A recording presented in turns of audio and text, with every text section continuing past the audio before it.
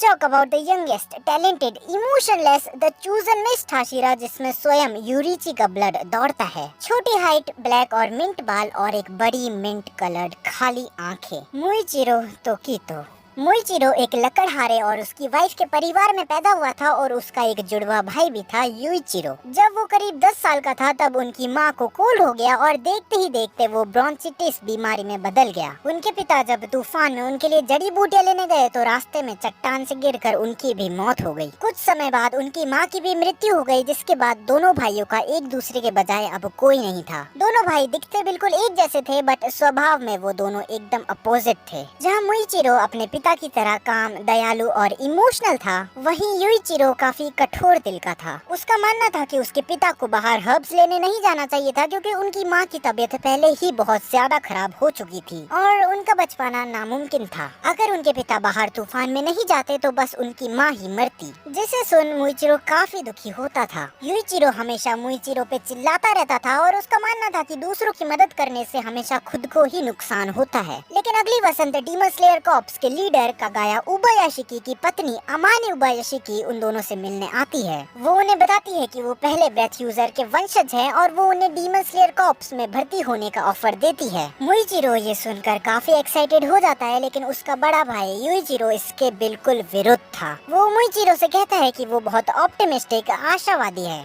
जिस तरह उनकी माँ इतना बीमार होने के बाद भी काम करती रहती थी और जैसे उनके पिता इतना कहने के बावजूद तूफान में जाने से नहीं रुके और अपने इसी सेल्फलेस नेचर के कारण मारे गए। और युइचिरो को लगता था कि वो इस सख्त और कठोर सेल्फिश नेचर से ही अपने भाई और खुद को बचा सकता है। अमाने उबायाशिकी कई बार दोनों भाइयों के पास आई, लेकिन युइचिरो ने हर बार उन्हें भगा दिया और वो एक बार तो उन पर पानी भी डाल देता है और दोनों भाई भी लड़के बात करना बंद कर चुके थे। गर्मी आ जाती है और एक रात एक डीमन उनके घर पे दस्तक देता है। युइचिरो अपने छोटे भाई को बचाने की कोशिश करता है, लेकिन डीमन उसका बायां हाथ काट देता है। वो डीमन इंसल्ट करता है कि कैसे वो दोनों बस वर्थलेस वुड कटर्स है और उनकी जिंदगी का कोई इम्पोर्टेंस नहीं है। ये सुनकर मुइचिरो को इतना गुस्सा आया कि रेज में उसने उस डीमन को अपने औजारों और जो उसे मिला उससे उस डीमन को मारा। लेकिन सर क्रश होने के बावजूद वो डीमन जिंदा था और ऐसा लग रहा था कि वो डीमन मर ही नहीं सकता। लेकिन सुबह जाकर वो फाइनली जल गया।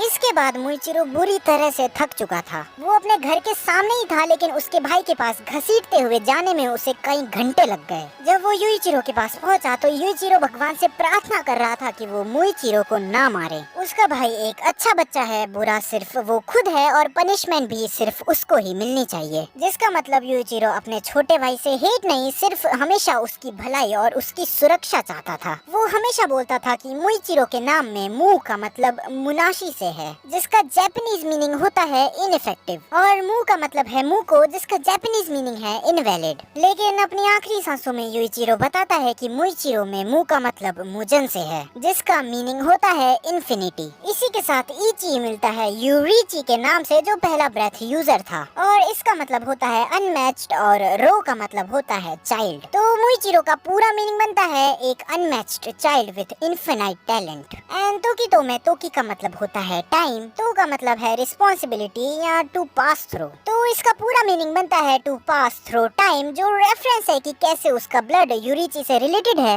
और कहीं ना कहीं वो टैलेंट थ्रू टाइम उसमें पास हुआ। मुइचिरो के सामने उसके भाई ने दम तोड़ा और देखते ही देखते उसमें कीड़े लगने लग गए थे, लेकिन फिर भी उसने उसका हाथ नहीं छोड़ा। मुइचिरो खुद भी मरने की कगार पे था जब लेडी अमाने और उनकी बेटियां वहां पहुंची और मुइचिरो को बचाया। इसी के साथ मुइचिरो की डीमन स्लेयर ट्रेनिंग शुरू हुई, जिसके साथ ही उसकी पास्ट की मेमोरीज गायब होने लगी। उसके दिल में जो भी काइंडनेस, इमोशंस, उसका दयालु और हेल्पफुल नेचर कहीं दब गया और वो बिल्कुल अपने भाई जैसा कठोर और सेल्फिश बन गया। और अब उसका बस एक ही मकसद था, डीमंस का खात्मा। उसने इतनी ट्रेनिंग की कि उसके खांसने पर खून निकलता था और मात्र 2 महीने में वो बन गया द मिस्ट हाशिरा।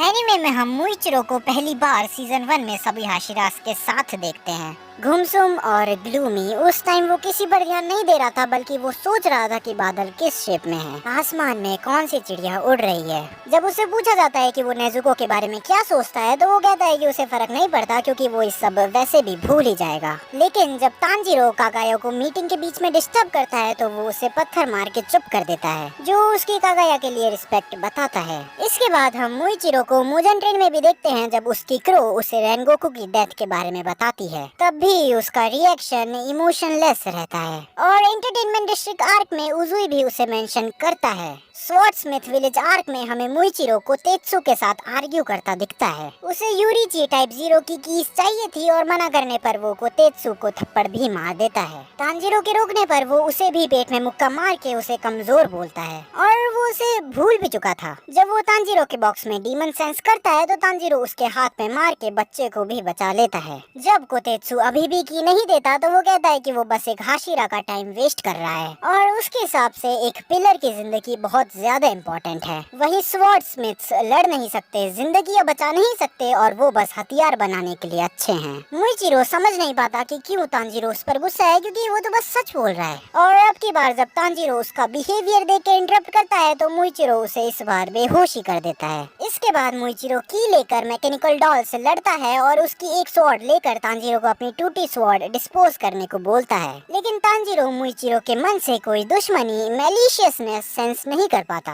जिसका मतलब वो ऐसा व्यवहार जानबूझ के नहीं कर रहा। इसके कुछ टाइम बाद मुइचिरो तांजीरो को जगाता है, ये कहते हुए कि उसका रिएक्शन टाइम काफी स्लो है, और वो अपने नए स्वॉर्डस्मिथ कानामोरी के बारे में पूछता है, बिकॉज उसका प्रीवियस स्वॉर्डस्मिथ तेत्सुइदो की डेथ हो चुकी थी। जब तांजीरो उसकी ढूंढने में मदद करने के लिए बोलता है, तो मुइचिरो तांजीरो से पूछता है कि क्यों वो दूसरों की मदद कर रहा है। तो तांजीरो बताता है कि दूसरों की मदद करने से अंत में खुद को ही फायदा होता है, जिसे सुनते ही मुइचिरो को कुछ महसूस होता है। नेजुको के जागने पर वो उसे भी भूल चुका था, और तभी एंट्री होती है अपर मून 4 हिनतांगू की। लड़ाई के बीच जंगल में गिरने के बाद जैसे ही वो विलेज की ओर वापस जाता है, तो उसे दिखता है कि कोतेत्सु पर कोई डीमन अटैक कर रहा है। अब मुइचिरो सोचता है कि उसे बचाना चाहिए कि नहीं, क्योंकि विलेज के अंदर हायर रैंक के स्वॉर्डस्मिथ थे, जिनकी लाइफ्स की प्रायोरिटी ज्यादा है, और वो डीमन एक अपर रैंक डीमन भी नहीं था। लेकिन तभी उसे तांजीरो की कही हुई बात याद आती है, और वो डीमन की मुंडी काट के कोतेत्सु को भागने को बोलता है।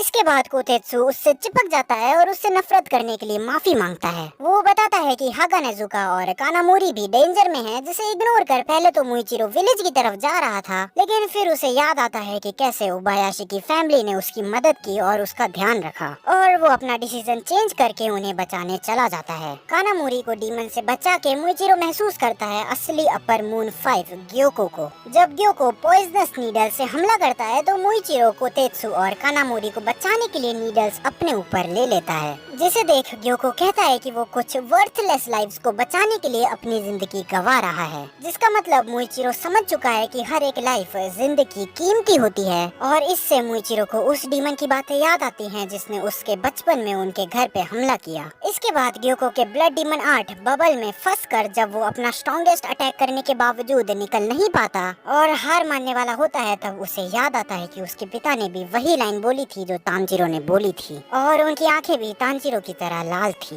एंड कोतेत्सु के बबल के अंदर एयर देने से मुइचिरो अपनी ब्रीथिंग टेक्निक से वहां से निकल जाता है। इसी के साथ मुइचिरो का अपना सारा अतीत याद आ जाता है। उसे याद आ जाता है कि क्यों वो डीमन से इतना नफरत करता है, और उसके भाई की मृत्यु का गुस्सा जन्म देता है मुइचिरो के ब्लड डीमन। मुइचिरो पहला डीमन स्लेयर मार्क वाला हाशिरा बनता है, और ग्योको को हरा के एक अपर रैंक डीमन को अकेले हराने वाला इकलौता हाशिरा भी बन जाता है। लड़ाई के बाद पॉइजन की वजह से मुइचिरो के मुंह में झाग आने लग जाते हैं, और कोतेत्सु को जिंदा देख वो चैन से बेहोश हो जाता है, और उसे दिखती है उसकी लेट फैमिली जो उसे कांग्रेचुलेट कर रही है। इसके बाद मुइचिरो तांजीरो को हागानाजुका की अनफिनिश्ड स्वॉर्ड भी पास करता है, जिससे तांजीरो अपर रैंक 4 को भी मार पाता है। एंड लास्ट में मुइचिरो तांजीरो को थैंक्स भी करता है, क्योंकि उसकी ही वजह से उसकी मेमोरीज वापस आई। इस इंसिडेंट के बाद हम देखते हैं कि मुइचिरो का बिहेवियर चेंज हो चुका है। वो लड़ाई के बाद 2 दिन तक सोया था, और अब वो तांजीरो और बाकी सबसे अच्छा अच्छे से बात करता है। जब उससे हाशिरा मीटिंग में डीमन स्लेयर मार्क के बारे में पूछा गया तो वो बताता है कि उस टाइम वो इतना गुस्सा था कि वो अपने इमोशंस पे कंट्रोल खो चुका था। उसकी heart beat 200 beats per minute तक जा चुकी थी और उसका टेम्परेचर भी 39 डिग्री के ऊपर था। हाशिरा ट्रेनिंग आर्क में मुइचिरो रिफ्लेक्सेस और स्पीड की ट्रेनिंग दे रहा था और यहाँ मुइचिरो का बिहेवियर तांजीरो के लिए बहुत अच्छा था। एज वो बस 5 दिनों में उसे जाने की परमिशन दे देता है, ये कह के कि उसने सब सीख लिया है। वहीं बाकी स्लेयर्स के पूछने पर वो उन पे चिल्लाता है और उन्हें जाने नहीं देता। इन्फिनिटी कैसल आर्क में मुइचिरो मिलता है अपर मून 1 कोकोशिबो से। उसकी पावर सेंस करके मुइचिरो के हाथ कांपने लग गए थे और कोकोशिबो देखकर ही बता देता है कि मुइचिरो असल में उसका डिसेंडेंट है। मतलब जब कोकोशिबो यानी मिचिगात्सु ह्यूमन था तब उसकी वाइफ के साथ बच्चे का वो डिसेंडेंट है। मतलब कोकोशिबो का 6-7 बार पर के बाद पोता। ये सुनकर मुइचिरो ये मानने से मना कर देता है, लेकिन मुइचिरो की 14 की एज में इतनी रिफाइंड टेक्निक देख कोकोशिबो कहता है कि ये सबूत है कि उसका खून अभी तक जिंदा है। इसे सुन मुइचिरो गुस्सा हो जाता है और उसका डीमन स्लेयर मार्क वापस अपीयर हो जाता है।